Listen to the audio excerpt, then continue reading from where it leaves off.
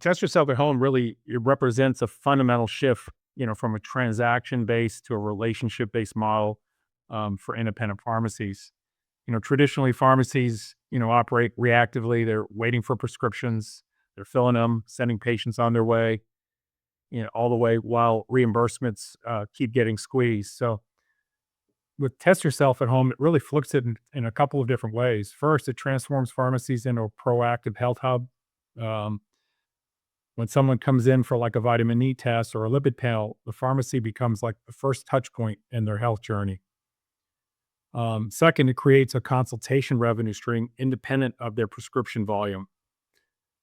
For example, a patient with a B12 deficiency opens the door. It opens the door to evidence-based recommendations. Pharmacists can recommend supplements, lifestyle changes, even make a physician referral, and it provides cash pay consultation fees that the pharmacy actually controls.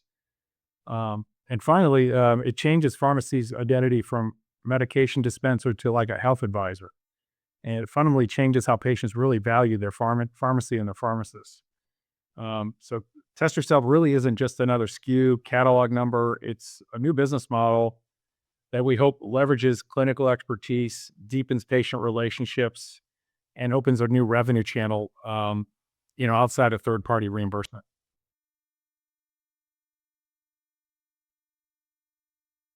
That's a great question. Well, COVID, rewired consumer expectations around healthcare access. Before the pandemic, at home testing felt like a compromise. COVID normalized self collection overnight. You had 150 million Americans were interpreting test results, in their kitchens, and the comfort with testing didn't really go away when the pandemic ended. When the pandemic ended, the convenience stuck of self testing, but the confidence gap, really remained. You know, I think consumers now are actively seeking at home options for hormone panels, metabolic testing, STIs, sexually transmitted diseases. They prefer, not to take time off from work and pay these $50 to $150 copays for routine blood work. They also don't want to be alone when the results come back abnormal. Getting a PDF by email really isn't enough when your PSA's abnormal or your thyroid markers are out of range. So this is where I think pharmacies become essential. Really, they're direct to consumer companies can ship a test kit, but they can't really provide trusted local clinical guidance. And pharmacies, kind of sit in a perfect spot between the do-it-yourself, DI, what we call DIY healthcare, and the traditional health clinical system. So, with a pharmacy, you don't always need an appointment. They have extended hours. They're located everywhere in the community, and pharmacists can help interpret those lab values in plain language. They recommend next steps, and they can even facilitate a physician referral when needed. So, when someone gets a test yourself at home kit and the results show, for example, low vitamin D, the pharmacist can have that conversation immediately. Consumer behavior really has shifted towards like self-directed monitoring, but the need for human clinical interpretation hasn't disappeared. It's become more important. So I think pharmacies now are the only setting that really bridges the gap at scale. It's where convenience meets competence.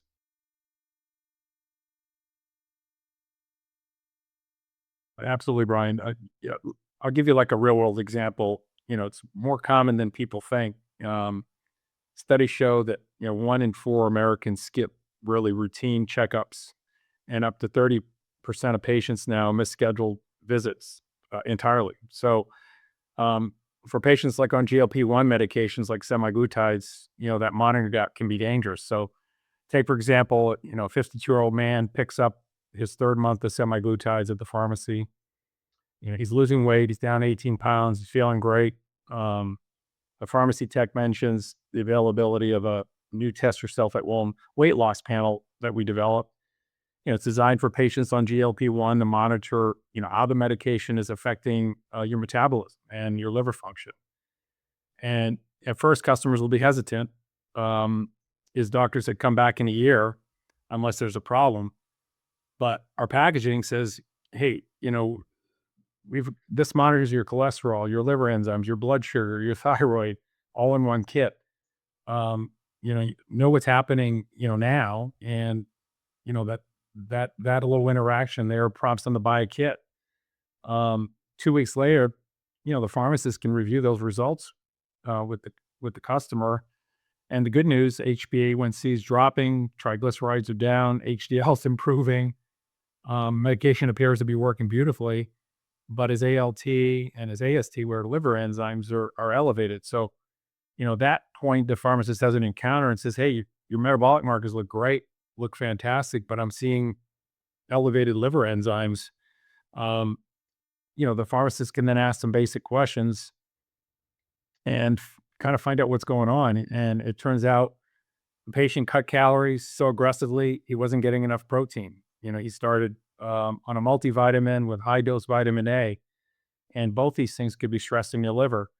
So the pharmacist might suggest there, let's increase your protein, let's stop the high dose vitamin A, and let's do a retest in 6 weeks. And at that point, the pharmacist can also, loop in the physician if those enzymes are continuing to go up. Without that test yourself at home kit, the patient is one of a million consumers out there waiting a full year for follow up without anything happening. So the liver enzymes keep, if they keep climbing, could force someone off medication that's actually working. So instead, in this situation, your test kit really creates a clinical surveillance point that simply doesn't exist in traditional GLP-1 care.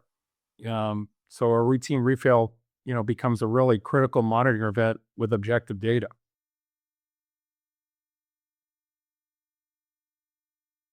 The traditional healthcare system really has a triage problem, and the numbers, make it undeniable. I mean, according to surveys from AMN Healthcare's, it now takes an average of about 30 days to schedule a physician appointment. That's up 19% since 2022, 48% since 2004. For specialists, it's worse. Cardiology appointments on average 33 days, OBGYNs 42 days, gastroenterology 40 days. So um, patients are, kind of stuck in what I call a diagnostic dead zone. That gap between something feels off and I have objective data worth acting on. So really test yourself at home bridges the gap in a few different ways. It eliminates, diagnostic delay. That patient on semaglutides with elevated liver enzymes, well, without the test yourself at home kit and solution, he waits 6 months for the follow up labs. It may never happen. With test yourself, we catch it, at least a month or two or three earlier. We adjust the protocol and we keep them on the medication that's actually working. So, what I call it's harm prevention and convenience. So, um, you know, this patient we're talking about is not alone. There was a 2025 survey that found that 90% of Americans, have delayed or avoided recommended preventative screenings. So, on a second note, it really takes a home diagnostic really triages patients appropriately. For instance, when vitamin D comes back very low, a pharmacist can start supplementation immediately. No appointment needed at all. Look at when a fecal occult blood screening comes back positive or TSH is high, the pharmacist can expedite a referral with objective data in hand. Obviously they get seen faster and taken more seriously when they have the data in hand. Third, the ability to do a home diagnostic really creates continuity where none exists. Patients see their doctor once or twice a year, but their pharmacy is monthly. So when a pharmacist becomes a monitoring point, we can catch trends earlier before it becomes an emergency that stressed the system even further. So really, test yourself at home it doesn't replace physician; it just fills a gap between them.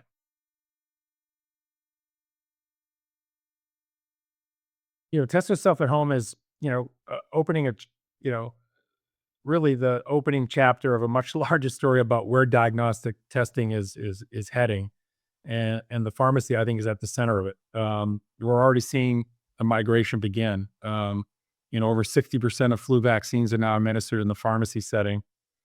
And that shift didn't happen by accident. It happened because pharmacies proved they could deliver clinical services at scale, with accessibility that clinics can't match. Diagnostic testing is next in line for that same transition.